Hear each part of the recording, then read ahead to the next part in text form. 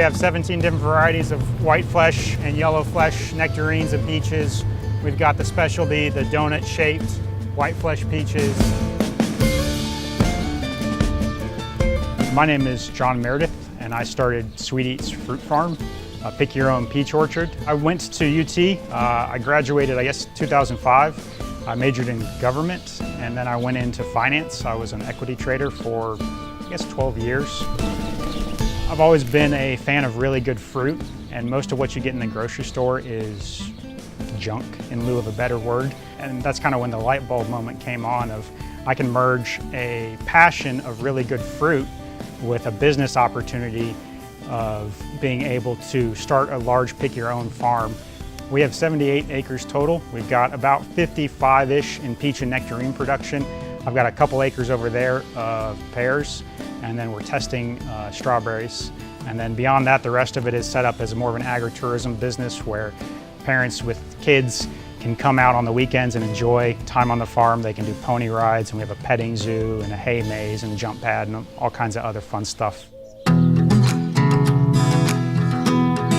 I remember as a child watching my parents struggle with technology, and in particular, it was my father with computers. But the more I kind of watched him throughout his life, I realized that it wasn't so much technology that he was struggling with, it was change.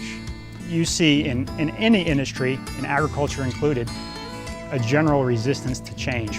And I remember thinking to myself as a kid, I never want to be like that. I always want to embrace technology. Just being on the cloud is a lot better than having anything locally here.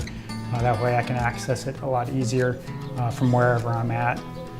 The last thing I want is for my investment to go by the wayside because trees weren't getting water. And we've got our irrigation controller, for example, is hooked into a back end on a computer where I can get reports based on how much water usage I'm using. But beyond that, I can get emails and text alerts if something breaks. Technology, when it comes to actually analyzing how a tree is doing, is developed by a company, I believe in Norway. It's called sap analysis. You can kind of see what's going on with the tree, and if it's starting to run out of some kind of nutrient 2 to 3 weeks before it's visible in the leaves. The ag lending system is important to me and into this business, and to farmers really everywhere, is they understand agriculture more than a consumer bank would. Seeing something in the ag lending system where it integrates with my business and they are able to make a quick financial decision on both the health of my business and what the appropriate amount of capital that they feel comfortable with lending would be tremendously beneficial. More than anything, with any of my back end on finance, I like all my systems to be able to talk to each other.